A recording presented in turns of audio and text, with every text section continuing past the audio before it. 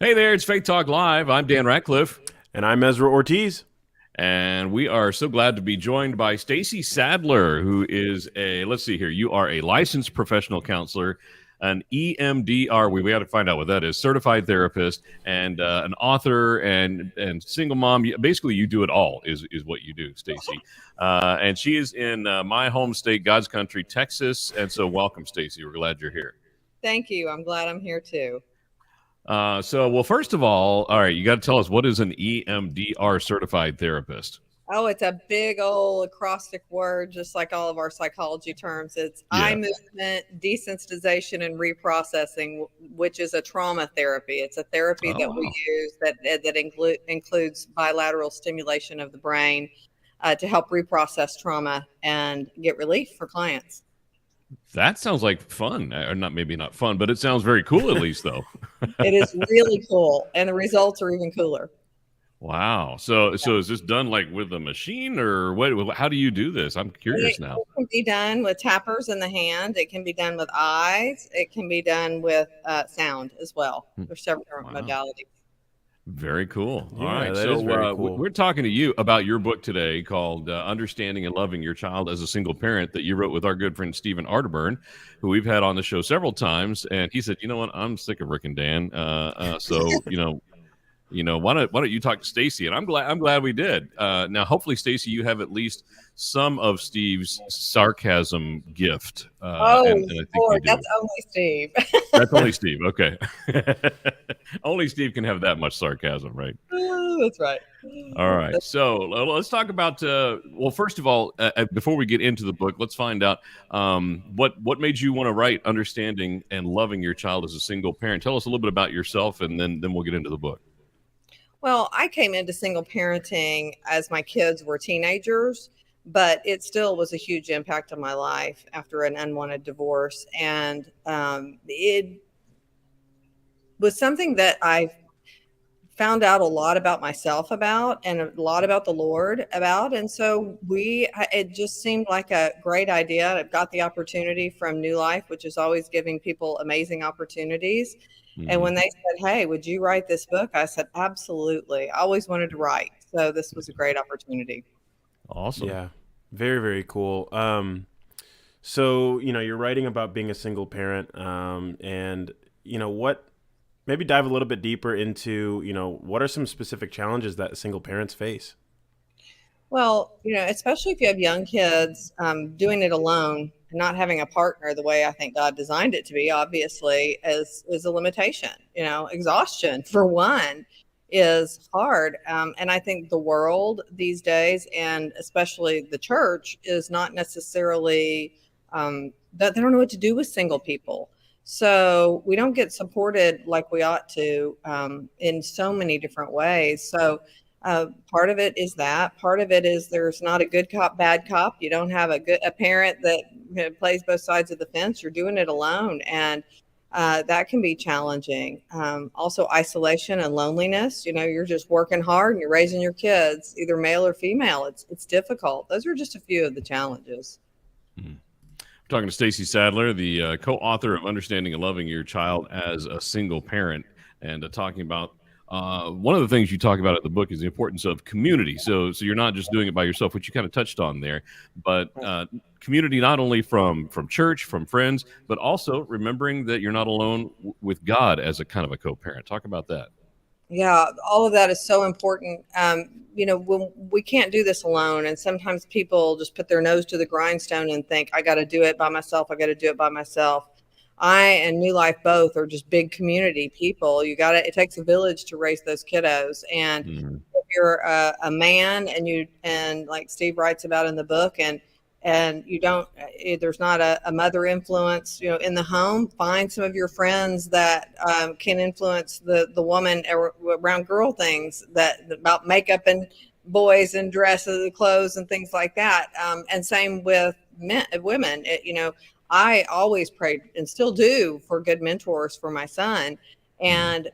and bring that in. Also, got to be able to ask for help. Can you watch the kids? Can you pick up the kids? Um, you know, financial help, even being able to ask for financial help from your church in the early days, before you get your footing, especially sometimes this happens as a shock. Mhm. And so we need people for sure. And then, of course, we need God. And I write about in the book just being able to say to God, hey, God, what are we going to do in this situation? And talking to him like he's my husband. Since I didn't have a husband anymore, there were situations in parenting teenagers I had no idea what to do with. And so there were times where I just said, okay, God, it's me and you. What are we doing? And relying on him and believing that he's going to give you answers and that he's going to provide. Yeah.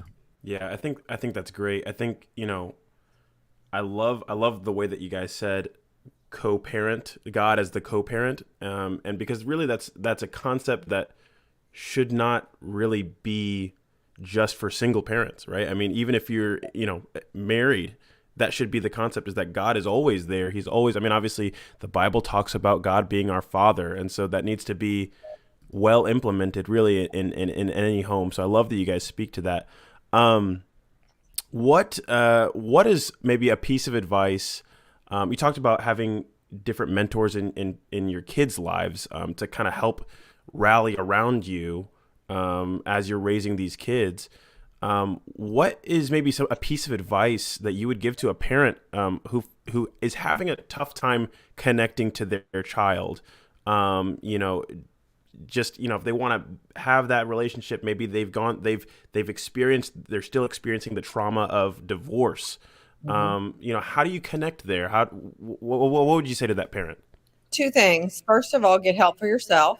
Don't rely on your kids. A lot of times we'll go to the kids and, oh, I'm so sad. I'm so upset. I hate your mom. I hate your dad, whatever it is. We can't do that, but get help. Get help for yourself, from a professional if you need to. If it's because of a divorce or a death, get help for yourself. Grieve what's happened to you. It's okay if your kids see you grieve, but they can't carry the full weight of your grief. And normalizes grief for them when they see you sad about the fact that this happened. If they see you go on like nothing's wrong, then that's a problem too.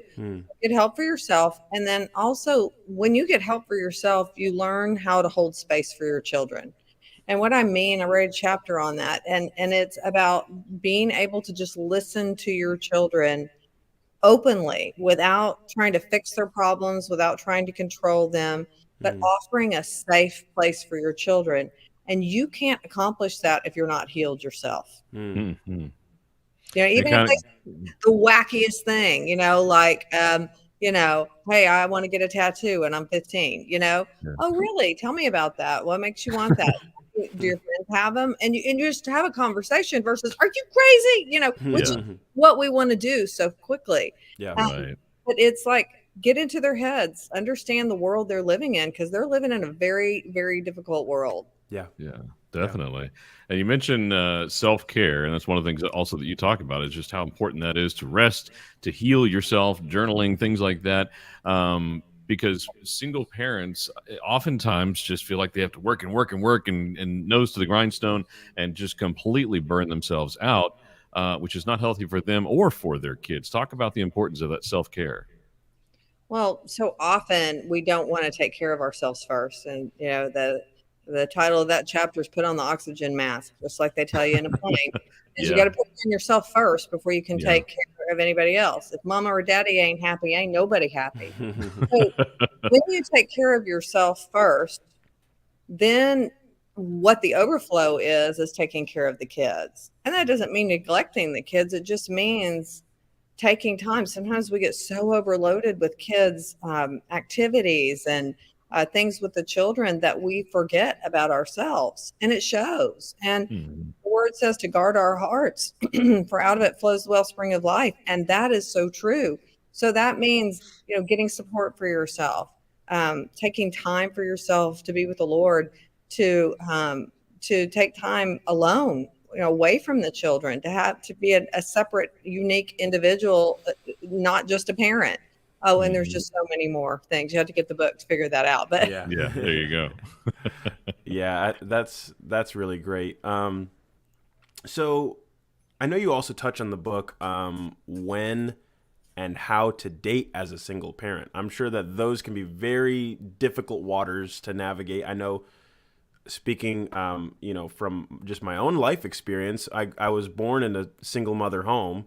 And so that had to, and I was very young when she got remarried. And thank God that whole thing has worked out perfectly. I know that's not everybody's story, but I mean, what does that look like to date as a single parent? Like what advice do you give to parents? Well, the first thing I say is you've got to be healed. Mm-hmm. And that takes a while. You've Yeah. been married for a long time. It takes a while to heal because you're going to take baggage in. I don't care who you are. You're going to take baggage into a second marriage, or second relationship, but heal yourself first. And then decide if you have three things: time, energy, and emotion. If you don't have the time to date, and it is like a part-time job, believe me, it really is. Because if you want to find one, you got to date a lot of them, got to kiss a lot of frogs, right? But I won't tell you how many I dated to find the right one. But it takes energy. You got to get up. You got to guess it up. You got to have these conversations. You got to discern. It's like an interview. What happened in your marriage? What do you do for a living? How's your relationship with your kids? It's kind of like therapy, actually, except you don't get to take notes. But and then emotion. Can you emotionally invest in another human being? Or are you still grieving your spouse? Or are you still angry at your spouse? Are you still triggered by things that have happened? So those are things to really look at before you jump into dating. And then there's age appropriate advice I give in the book based upon how old your kids are, what you tell them, and how you bring them into that process. All right, Stacey, before we wrap up real quick, one last question about what would you say God has taught you personally about you and also about him through your own process of going through being a single parent and now, dating and all that? That one brings a tear to my eye because God is such a provider.